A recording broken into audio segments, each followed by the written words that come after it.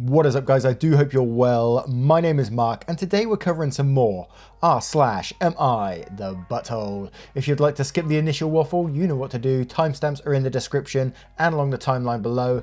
But if you are new here, please consider hitting that like, that subscribe, and maybe that notification bell too, as it really does help this channel out. Yesterday we had two new members. We had Metonymy 1979 and Stephen Davis. Thank you so much for your support. It is really appreciated. Trust me on that one. And for all of you for just taking the time out of your day to be here, spend time listening to me and being on this channel, it really does mean the world to me. So with that being said, let's just get in to today's stories. Much love, guys.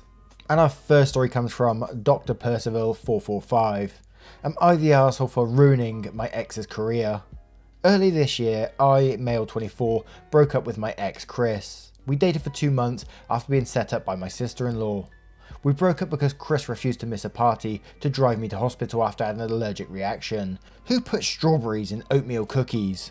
I ended up calling 999 and spent the night on IV. My sister-in-law begged me not to tell my family what Chris did, as he is a work bestie. They're both realtors and didn't want my brother to be mad at him. I agreed because my family would have freaked the fuck out. I told my friends, who were relieved he was out of my life. We've had nothing to do with each other since the breakup. I've been preparing a thesis project and emailed a couple of art historians and professors for some advice. I connected with an art dealer called Derek who had some pieces that I could study. He said he would be in my city for work, so we met up for socially distanced coffee. That was our first date really, as we hit it off amazingly. Our relationship has progressed quickly and seriously. D lives 3 hours away and decided that he wants to move here so we can settle together. This is where it gets shit. Derek's wealthy as a result of a successful career and his family. I didn't realise how wealthy he was until all this kicked off. I met with my brother and sister-in-law for lunch, and sister-in-law excitedly told us that Chris has bagged a mysterious client who was looking at pricey houses. It wasn't until she started to mention specifics did I realise she was talking about D. I hadn't told D about Chris except they had a bad relationship before I met him. I did tell him that my sister-in-law worked for a good agency. Derek came into town last weekend very excited that his realtor had found him some properties that we could go together to look at. We were sitting on the couch and he kept talking about his realtor Chris, and I panicked and spilled everything. Derek was horrified and broke his partnership with Chris over email, which horrified me because SIL had gone about how a sale this big could put them on the map. Derek found another agency and picked out a house pretty quickly during the week, and I thought I'd gotten away with it until we met for dinner and my parents congratulated D on his new home. Sister-in-law asked where it is and obviously recognised the area. She straight up asked D if he had been working with her agency. He says he was until he found out what Chris did to me. Cue everyone asking what Chris did to me and my SIL screaming at me for ruining Chris's career. Then my brother screamed at SIL for being friends with Chris. My family plus most friends are on my side, but SIL plus her friends and Chris thinks it's petty on my part for ruining this sale when I've had my life sorted with a sugar daddy. I feel I'm the arsehole because I didn't exactly stop Derek from dropping Chris and shouldn't have mentioned SIL's agency. D thinks SIL and Chris are psycho. My brother is in a bad way about this and is staying at my parents' house. Oh my word, now that was a story of some twists and turns. Oh dear.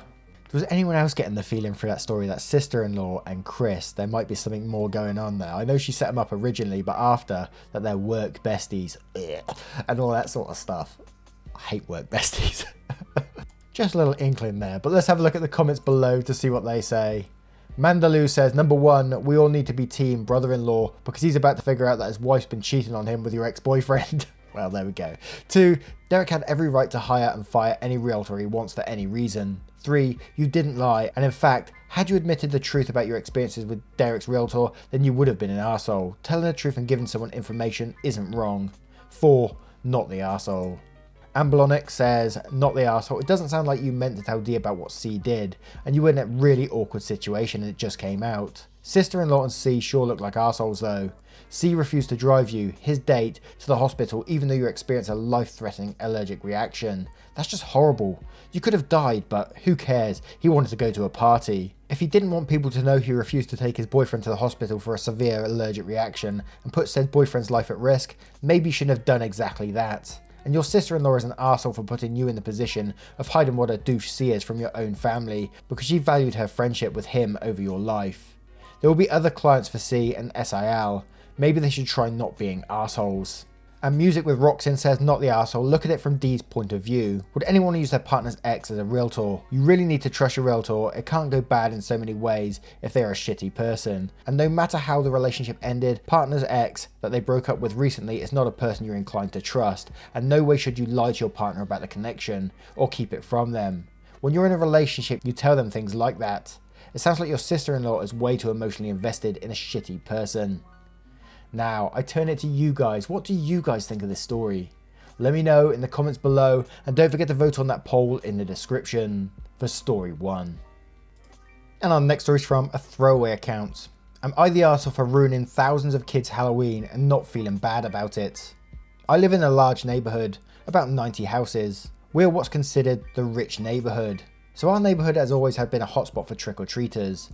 We used to get about 700 to 1,000 kids a year. I've always loved getting trick-or-treaters because my kids are teens now and I don't trick-or-treat anymore.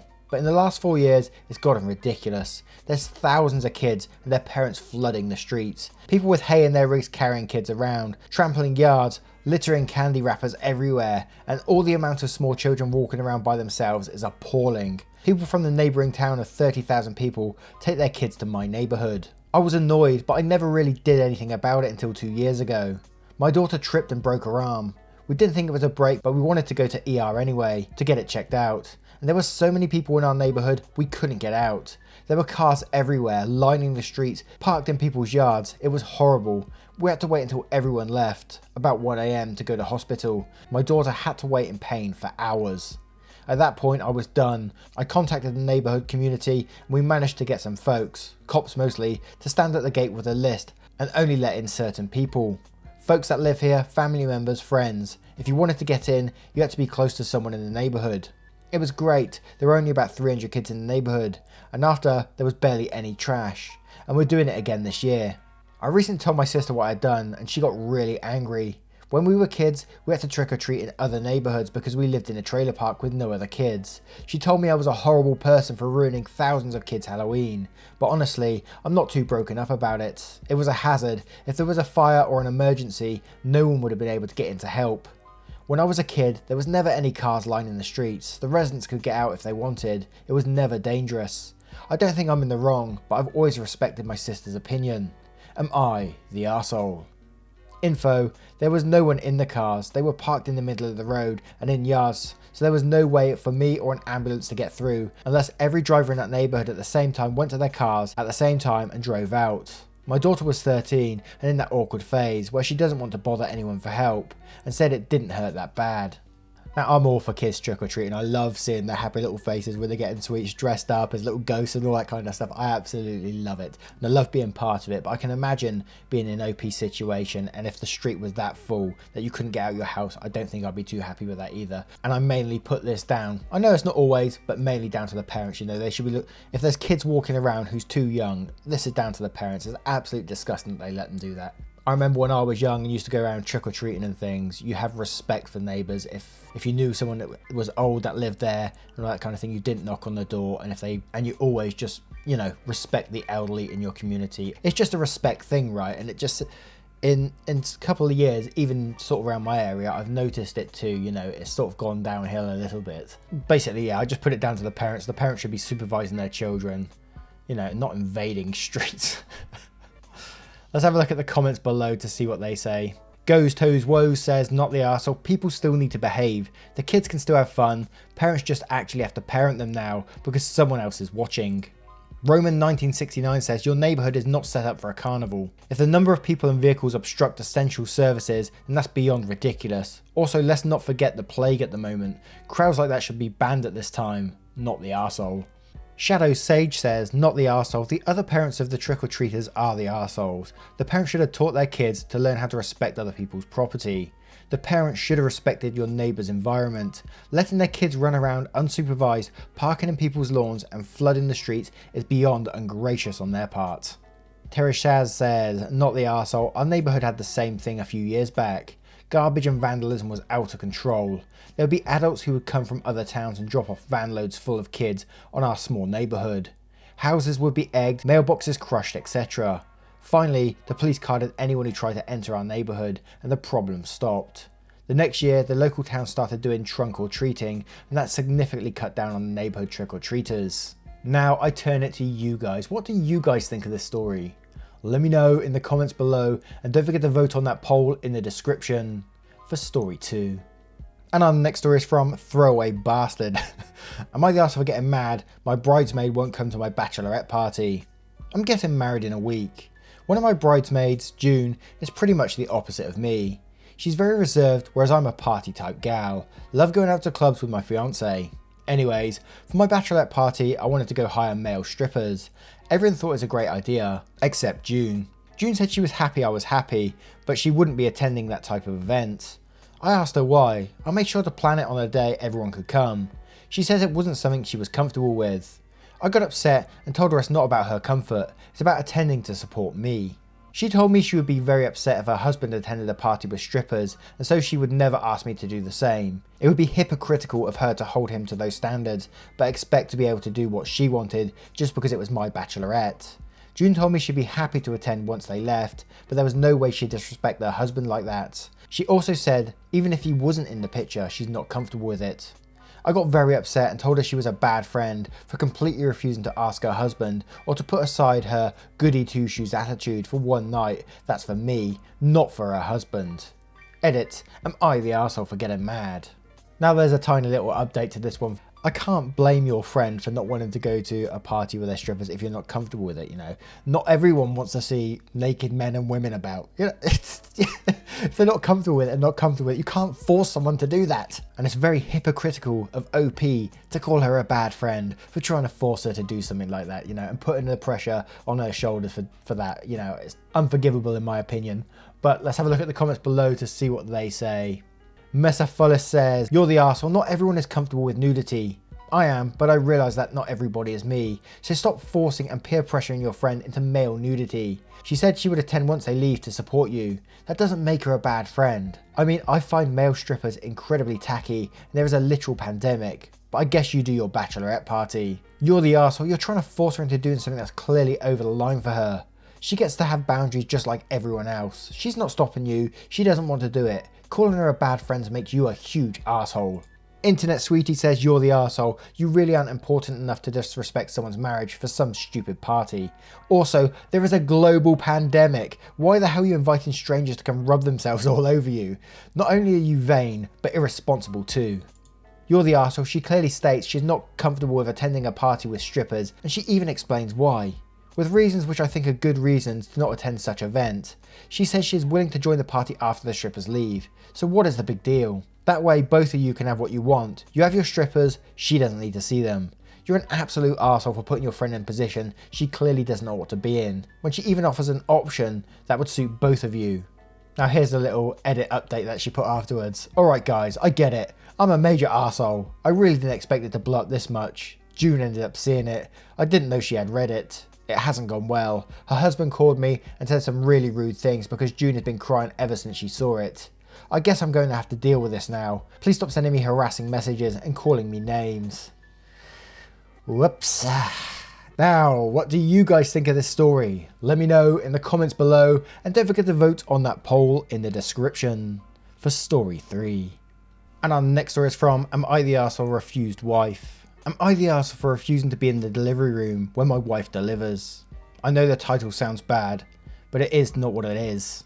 I, 30, have been married to my wife, 29, for 3 years. She got pregnant in January this year, and I was overjoyed. But one day she struck with a bombshell that the child wasn't mine. I was shattered. By the time she was 6 months into pregnancy, and I did not have the heart to make her go through the legal process of divorce. It seemed that the baby's father ran for it when he heard my wife was pregnant. I did tell her I would be filing for divorce once she gives birth to the baby, and made it clear that our relationship wasn't salvageable. She agreed, and I told her she'd have to move out once the lease expires in January. She tells me she's still in love with me, and that our relationship could be healed once again. I told her no, and she left it at that. We have been sleeping in separate rooms ever since, and I help her with delivery related treatment and visits to the hospital. Now again, a few days back, she asked me to be with her in the delivery room when she delivers, as she wants me to be a support for her. I once again declined and told her that she could ask her mother to be in the room to take care of her, and not ask me to be with her in the delivery room. She went on to tell this to her parents, and they have been messaging and calling me trying to change my mind, and even went on to call me cruel. Am I the arsehole for refusing to be in the delivery room? Edit. After reading your comments, I've decided to consult a lawyer and file for divorce immediately. Also plan on talking to her parents about taking her in and taking care of her at hospital. Wow. That was one of my thoughts when I was reading this, is like, oh, I can't believe what AP must be going through right now. But from previous stories that we've read, I'm not sure if it's a UK thing or it's just a law in general, but I've heard of like something along the lines of basically the birth certificate signed by both of you, then you're both legally bound to that child for the care of that child, regardless of the father.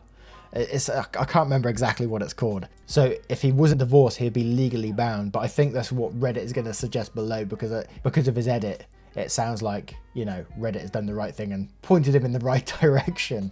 Let's have a look at the comments to see what they say.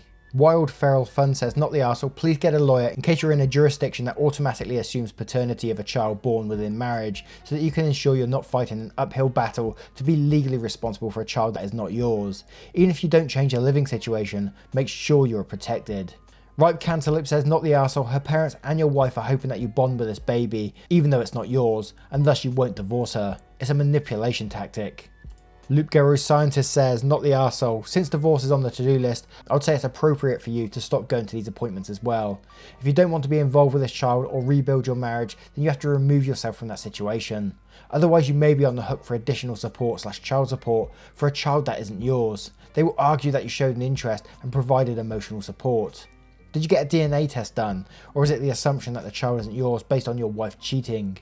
If you have DNA proof that the child isn't yours, you should be taking concrete steps to separate yourself from the situation. Since you have an additional mouth to feed, I would argue that you should offer to leave the apartment to her. That will give you the opportunity to try and recover and move on in a new space that holds no reminders of her or her betrayal. And Hovio Sant says, not the arsehole, it's not your child and you don't have to be there. End of, really. My cousin spent thousands of pounds and watched his son be born to find out in the end wasn't even his. Glad that didn't happen to you, but I'm still sorry this is happening for you. Be there for yourself and do what's right for you. Take care. Now, I turn it to you guys. Wow. What do you guys think of this situation? Let me know in the comments below, and don't forget to vote on that poll in the description for story 4. And our next story is from Crabmongler.